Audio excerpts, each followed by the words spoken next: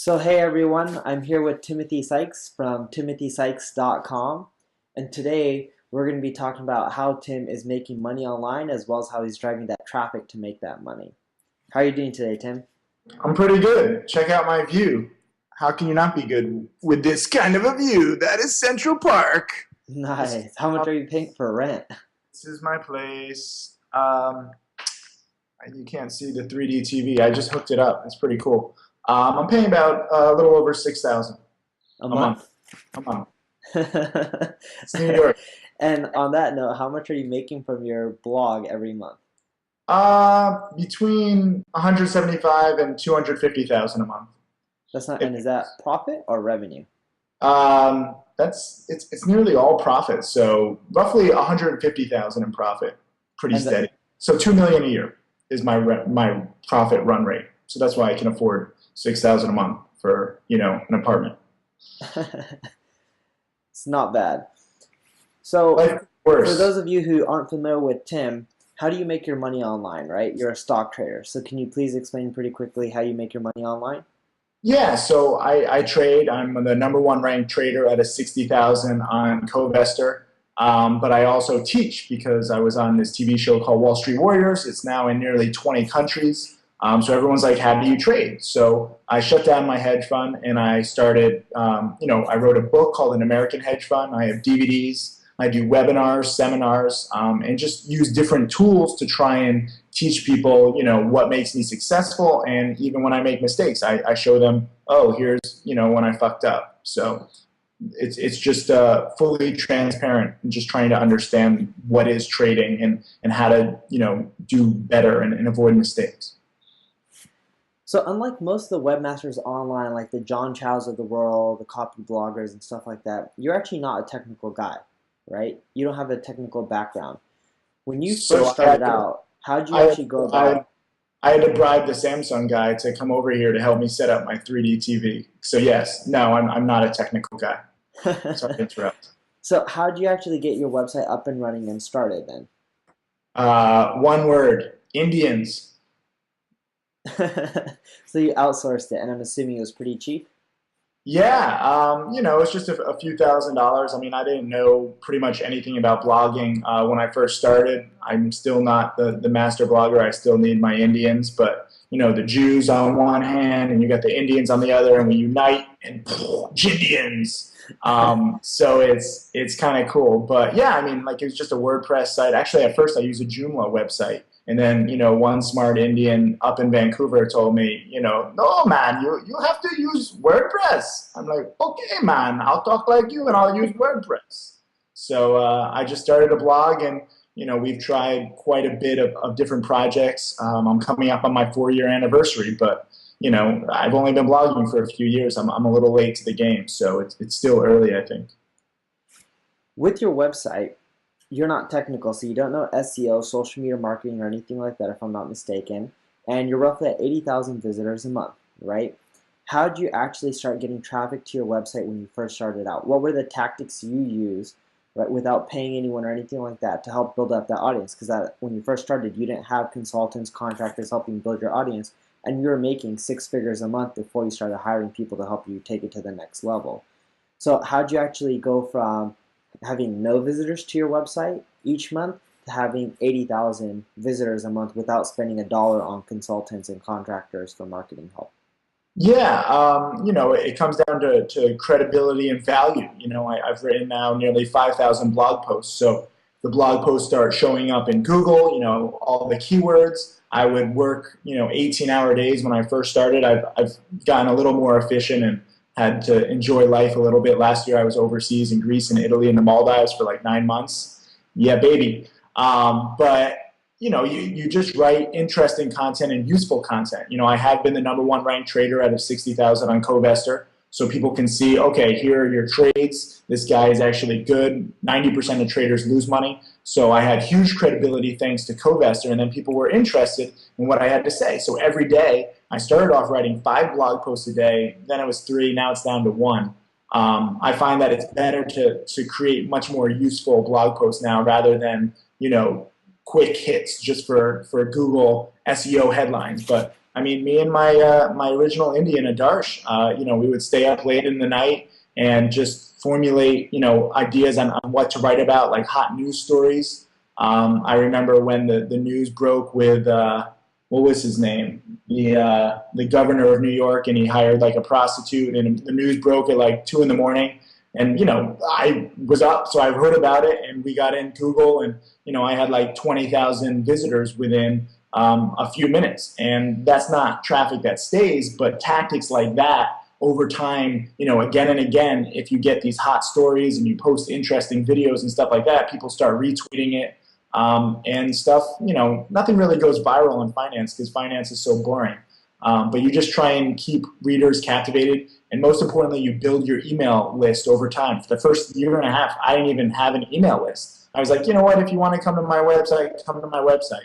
Then, again, I took some smart Indian advice, and I was like, let's build this email list. So now I reach out and I, send out like a weekly mailer with one of my most, interesting blog posts, and I say, hey, check out this, and I get quite a few thousand people because of that, and now I have like a 30,000 person email list.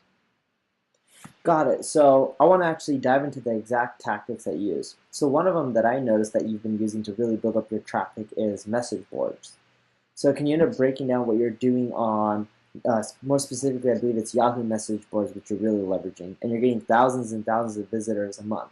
Can you break down what you do in the Yahoo message boards to drive these visitors to your website? Yeah, I mean, it's all message boards. When I first started, it was elitetrader.com. I just post interesting commentary. It's the same thing. It starts with good commentary in the form of a blog post or a video or a free video lesson. And then, you say you go to relevant message boards. I mean, stocks are very cool because everything can be divided by ticker. So, I just wrote a post the other day about the downfall of Netflix and research in motion. So, I went to those message boards. I was like, hey, check out, this blog post that I wrote. And it creates a whole, line of commentary, like people who say, oh, Netflix is done for, research in motion is going to come back. So it creates a debate. And when that debate happens, people want to see what you're saying. So they come to my website. And then, some of them who like what I have to say or like the analysis and think that there's value there, they join my email list or they subscribe to one of my premium services because they're like, you know what, this guy works hard. I could always use more research. So that's what it is, just trying to be valuable and, useful. And when you're posting on these Yahoo message boards and you said you would say, hey, come and visit my site or visit my site. I wrote a blog post on Netflix research in motion or whatever it may be.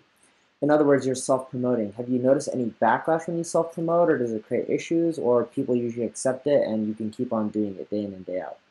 I mean, there's always going to be some people that disapprove of everything you do, but I mean, all I'm doing is expressing my views. I'm not like, I don't consider it spamming. I'm not like, posting on Cisco's message board and talking about Netflix. I try and keep it relevant to the debate because that's what message boards are. I mean, they're debates between internet commenters. So I'm just throwing in my view, and I'm not going to post my view necessarily on somebody else's website.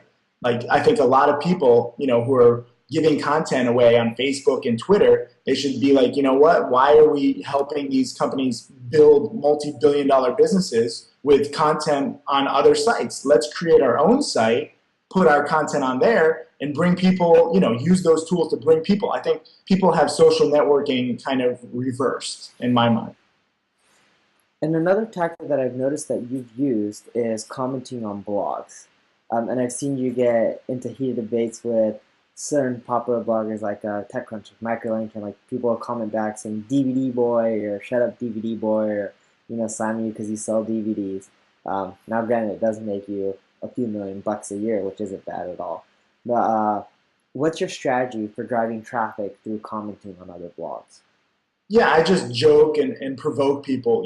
Like people like to comment and they say first, or they leave like a really heartfelt message, like shut the fuck up. No one wants to like read that stuff. Be funny or be controversial, and that way, people are interested. And then again, like you can be funny or controversial, but then you're just Jersey Shore. You need value behind it. So, when I say that, I get in a fight with Arrington, I mean, Michael Arrington wrote about this penny stock pump and dump, and he didn't know it was a pump and dump. So I constantly link to that. And, in case you hadn't noticed, my blogging career has outlasted his, even though he sold his company for, over 30 million. I'm making 2 million a year. So in a few years, I'll overtake that, and he'll just be, the big fat guy that he normally is. So I get in trouble if you do a Google search for Maria Bartiromo fat. She's one of the CNBC anchors. I come up first. Porter Stansberry scam is another big Google term for me because I write about these people. Maria Bartiromo is fat, and she's a bitch, so I call her out on it. Porter Stansberry, I think, is a scam. He was fined by the SEC $1.2 million for claiming he had inside information. That is scammy, so I write about it. So I'm not backing down from my opinions. I don't like these bloggers who are like, they half-ass. I say what I think, and I try and back it up. So what it's sounding like is you're actually able to create and generate a lot of traffic through controversy, whether it's debates through message boards or through commenting on other blogs through controversy or just writing about touchy subjects that most people won't touch. You're pretty much willing to write on it and get the traffic for it. Yeah, I mean, it's controversy, but again, that's just to get people to the site. I mean, you could be controversial, but people will go to your website for like, a minute, and then it'll be over. So you need to have something to back everything up. So I spend much more time writing the useful blog posts and useful research and useful commentary. And then I just think about like little, kind of tactics just to get people in there because I know what works. I mean, you have like websites like I Can Ask Cheeseburger, where you have cats with little commentary on them. It's not exactly useful, but millions, if not billions upon clicks every day. So that's what people want. The light-hearted internet is very popular. And then, there's room, obviously, for those who want the heavy research and the heavy commentary. But it's just not going to work to get people to your site initially. So you just have to try different stuff. And so you find your audience. I didn't know what my audience wanted at first. I just throw all of my thoughts out there. And, I just found over the past few weeks, like, people like, photos of traders. So, I've posted today, like, it's called an embarrassing photo of this guy and this trader, he's dancing with this girl who kind of looks like a man. And I'm like, that's a man, baby. That's a man. And it's gotten, like 2,000 clicks in a few hours just to see if it's a man. So the last tactic I wanted to cover when it comes to traffic building before we started to move on to monetization is Twitter. It also seems like a lot of your traffic's coming from Twitter. You don't have a ton of followers like the Michael Arringtons or the Pete Cashmores of the world or Ashton Kutchers, but yet you're still able to drive a lot of traffic from Twitter. You're not using any tools or anything like that to boost up your accounts or trying to spam, but at the end of the day, you're using an organic approach, and even though you don't have a ton of followers, you're still able to drive thousands of visitors. What do you do to get traffic from Twitter? Is it the same thing, controversy, or? Yeah, I mean, I don't have the following of the Neil Patels of the world, but, I mean, it's a start. I have 16,000 followers. But if you look at the conversion ratios, and I wish there was a website that does this, you geeks out there, create something that tracks how many actual clicks, because like you put a little plus sign at the end of a bit.ly link and you can see how many clicks each link gets. And I get a huge amount of clicks because, I phrase my tweets in a certain way. I'm like, wow, look at this picture. I don't explain what the whole blog post is in the tweet. You have to keep a little bit of a mystery. I mean, it's almost like a game trying to get people to your site. What will do it? And if you just lay it out there, if you say like, here's a chart of me turning $12,000 into $2 million. Okay, that's, you just gave away what this chart is. And yes, I did do that. Yes, that is impressive. So it looks good on Twitter. So sometimes you need to build credibility. If people aren't going to click it, then they're just reminded, this guy did turn a few thousand into a few million. But if you want to get more clicks, I would phrase it like amazing chart, like best chart I've ever seen or something. And you add a little mystery to it on Twitter. And I have my Twitter account linked to Facebook. So on Facebook, I have like 15,000 people who have liked me. Obviously, there's some overlap, but you have roughly 20, 25,000 people who see this stuff. And lots of people are curious. So the average tweet gets a few hundred clicks, and that's good. That's not bad. And you're tweeting so often, right, and posting so often on Facebook, it starts driving a lot of volume. So it sounds like through mystery, you're able to drive a lot of traffic, even though you don't have a lot of followers. It's 16,000, I believe, is what you said, so that is a lot now. But before, I still remember when you're in the low thousands and you're still getting hundreds of clicks through using those tactics. So, Yeah, I mean, people will be interested if you post interesting commentary, but then you just have to frame it, and you can't tweet too often. You can't tweet too rarely. I found that it's best to tweet every 3 hours. I don't know, that works for my audience. I've tried every hour. I've tried, like once or twice a day. So I do like, 5 or 6 tweets a day spread out throughout the day. And I time it. I use, just a free tool, socialoomph.com. I know some people use Hootsuite.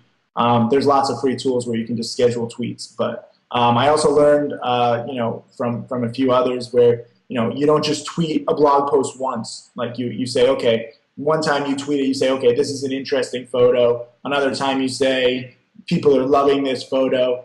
So tweets go away very quickly in people's feeds and on Facebook. So you really have to try a few times to get maximum impact, I think. I usually, like, when I write a blog post, I usually tweet it, 3 or 4 times over the course of a month, just so that it's not a wasted effort. awesome. So I actually like that approach. A lot of people don't do that, but it's a really simple tactic that could actually double, triple the amount of traffic you're getting from Twitter by just mentioning it multiple times within the given month. Yeah, and mention it different ways. I know some people, they post like the same title over and over, but I have to trick my audience. I don't have that big of an audience. Maybe that's why I don't have that big of an audience, because I trick them sometimes. But you really don't care about people who've been following you for many years and they haven't bought anything. Like, piss them off. Like, piss off, you poor people. Like, you haven't bought anything from me, so it's nice that you follow me. I can't believe that you still do after not buying any of my more valuable products, which I think would have made you more money. But it's more interesting to try and capture the attention and the curiosity of newer followers who are like, wow, I'm looking for more content. So you have to give them stuff. I mean, if someone signs up and you don't give them anything for a few days or a few weeks, they're just going to lose interest. When you have a very limited window where they're very interested, and during that window, they're going to read a lot of stuff about you. They're going to read your commentary, and during that, let's say, 30-day period, you have the greatest chance of upselling them on some, research or educational tool, whatever I have. I have, dozens of products, whatever fits for them. But the key is getting them interested in making them say, hey, I want to learn this, because finance is notoriously boring.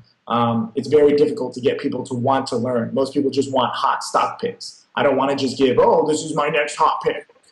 That's boring to me.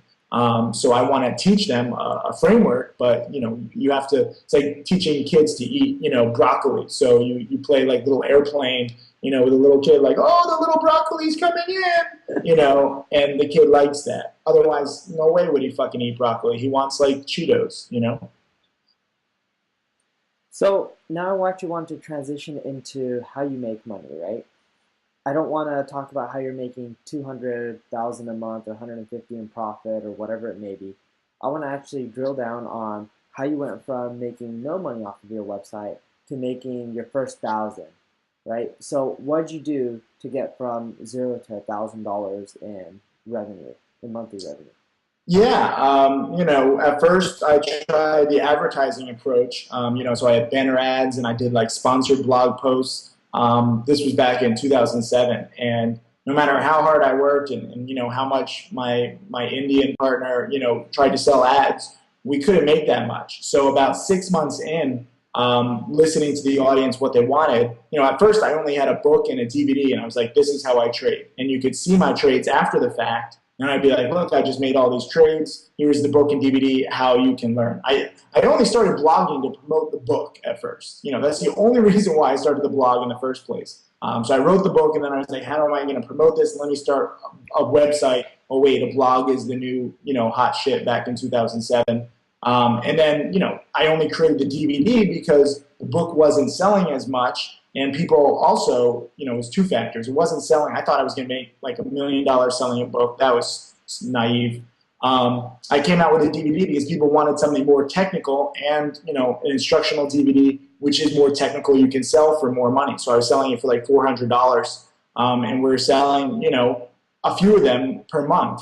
So I was making, five or 10,000 within 6 months, 5 or 10,000 a month within 6 months with just this one DVD and one book. Then about 6 months in, everyone's like, we want real-time alerts. We want to see this stuff in right live.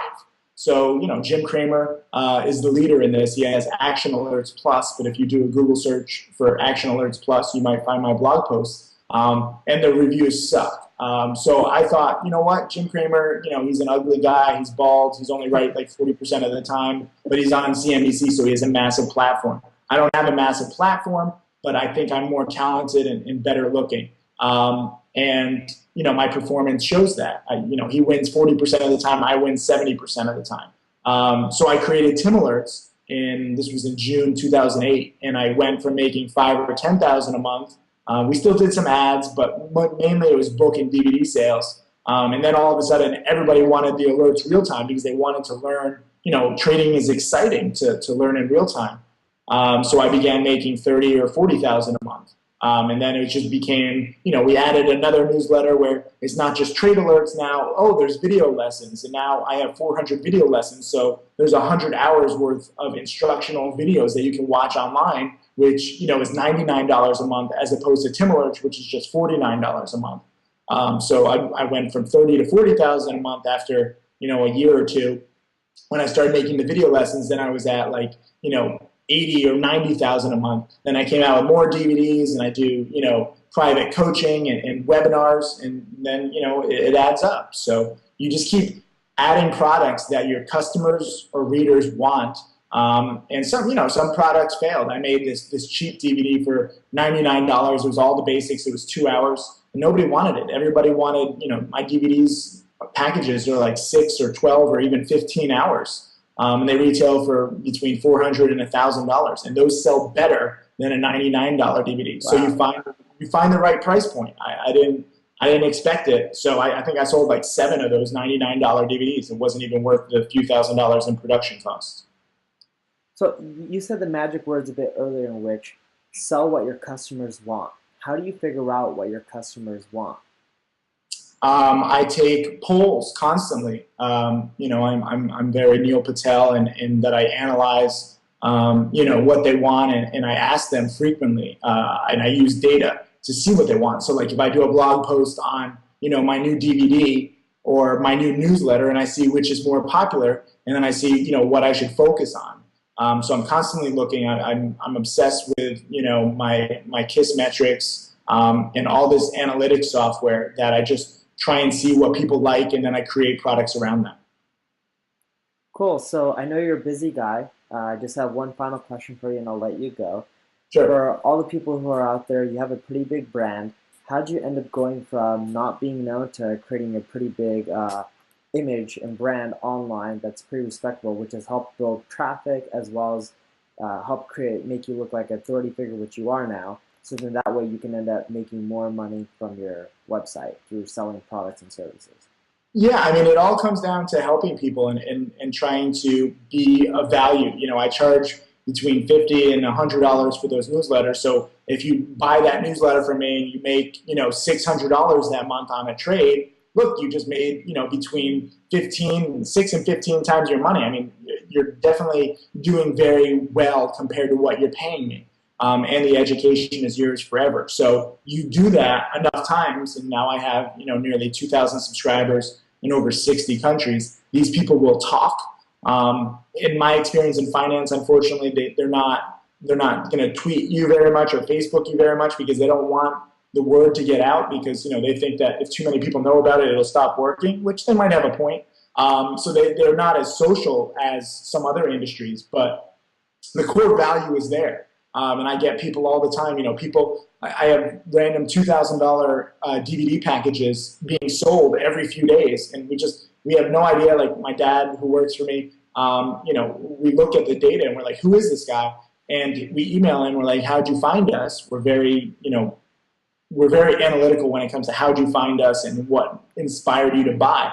and they, usually say, I heard from a friend that you're spot on, or you helped my friend make a few $1,000s. So I also created websites called Profitly and Investimonials just to show off all of my trading data. Profitly shows all my trades. You can see how I've made 2.6 million in trading. Investimonials not only shows my reviews, but my products have about 500 reviews between them. But now there's over 14,000 reviews. So it's the same business model where I show my data and my reviews, and then you can compare it to other gurus. So I'm showing, exactly why I'm so valuable. I'm showing day after day, I'm pounding into your head, look at all these people. And some people, don't make money, and that's fine. I don't have all perfect reviews. But if you are valuable to more people than not, I mean, you can make a lot of money very quickly if you use these sketchy affiliate networks, and you use manipulative internet techniques, but you'll get shut down by the FTC or something, or you'll get busted, or you'll just have a very hated brand. The reason why I have Porter Stansberry's scam, I get so many visitors because he charges several thousands of dollars for his newsletters, and based on the reviews on the internet, they're not making their money back. So they Google Porter Stansberry scam. You don't find that with me because my products are cheaper, and it's very difficult for me to lose, or any of my students to lose, because in every single product I'm saying cut losses quickly. That's my #1 rule. So if you don't scam people, if people don't lose a shitload of money, and ideally they make money and they want to tell a few of their friends, it really builds on itself over the years. I've seen a big difference between year 2 and now, I'm heading into year 4, just because I've been around now for several years. And it's kind of like that when I had a hedge fund. Nobody wanted to invest in a hedge fund without 3 years of performance numbers because it's just too new, it's just too risky. So the longer you can stay on the internet, the more credible you can become, the more people that you help, you're on the right trajectory, and you just can't rush it. This is a long-term business. I think we're in the first half of inning 1 with the internet. There's amazing tools coming out, and you just have to be, useful to people and valuable, and pick your pricing so that they're making more money based off what they're paying you. So, if someone is teaching you to be a heart surgeon, they can charge probably $50,000 because a heart surgeon will make, 10 times that in the first year. So you just have to understand what the risk reward is for your customers and readers, and then try and, position yourself in a good place. Awesome. So thank you for doing the interview, and more importantly, thank you for sharing your numbers as well as the tactics you're using to get traffic and how you're using that traffic and monetizing it. But no, thank you, Neil Patel. Thank you for being so analytical and teaching me to be analytical. And, I got to say, you're a big inspiration for me. So without you and without people like, John Chow, despite his inability to speak English, he can really inspire quite a few people. So it's pretty sweet, and I hope I can do the same. Yeah, oh yeah, John's an awesome guy as well. I'm actually going to be interviewing him this week. But yeah, thank you for everything, and if I can ever do anything for you, always, feel free to hit me up anytime. Jindy and power. Take care and have a good one. Yeah.